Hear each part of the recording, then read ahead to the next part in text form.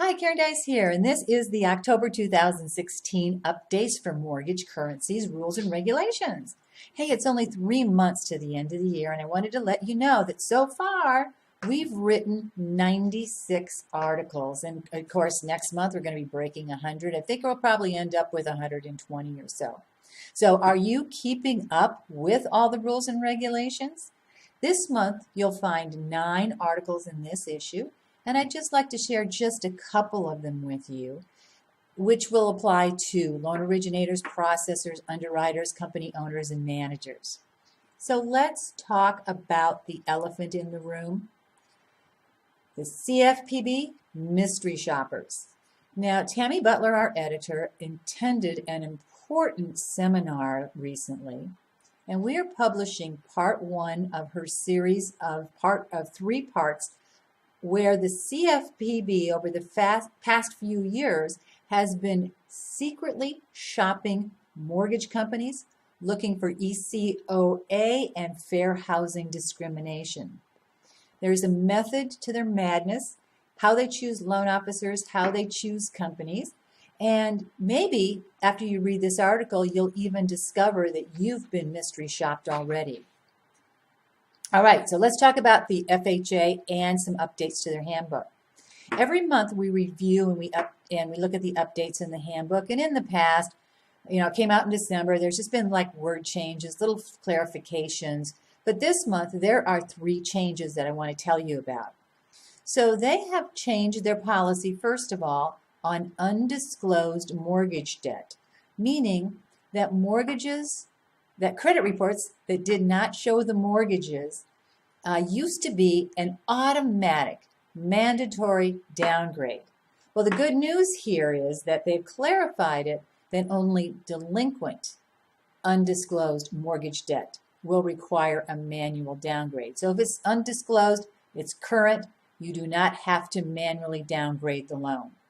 Number 2 has to do with their water purification systems. If a house does have one, this is something you definitely want to read about and tell your real estate agents about, because if it doesn't meet these requirements, it is not going to fly on an FHA loan.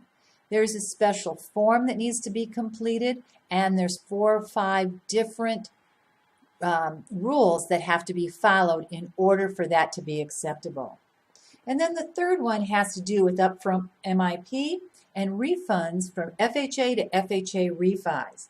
Now, there are FHA loans where the upfront MIP had been paid in cash, so FHA covers how to handle that when you do an FHA to FHA refi. Okay, next, Fannie. They really want you to originate home-ready mortgages. So every month they're coming up with more and more information, more FAQs, and this month is no exception. Plus, it's now being easier and easier to originate these loans, in addition to the border income, mattress money, eliminating the first-time home buyer requirement. FHA is losing out to these loans. Now, if I were in the mortgage business today, I would definitely latch on to this program. It has income limits, but the thing is that if a loan flies USDA, it's going to fly on the HomeReady program. Now, the one thing that Fannie says over and over and over again is that if you run it through DU, it's going to automatically pop up and tell you that it's a HomeReady qualifier. It's not really true.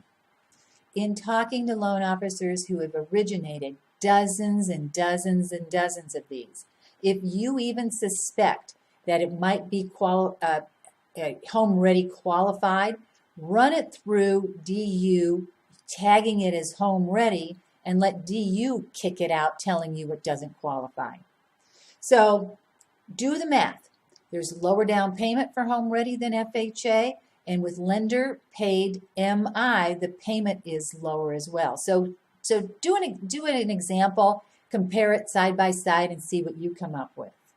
And we've updated the 97% comparison chart. And just a reminder, we have the mortgage talking point flyer explaining the features and benefits of HomeReady to your consumers and your real estate agents. Okay, I have a question for you.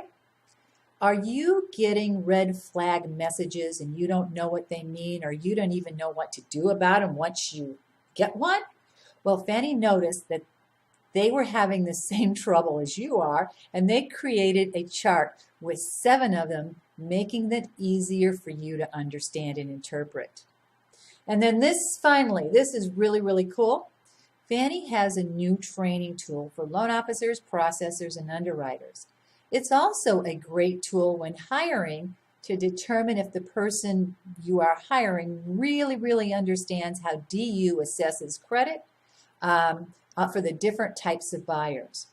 Now, it's a mock credit database, 19 different scenarios that you can test, and it has cute test names like Alice First Timer, Ross Blemished, Penny Public, and Lucky No Score. Hey, who knew that somebody at Fannie Mae had a sense of humor? So, hey, read the articles. And why subscribe to Mortgage Currency? Because getting a loan approved and closed these days is rocket science.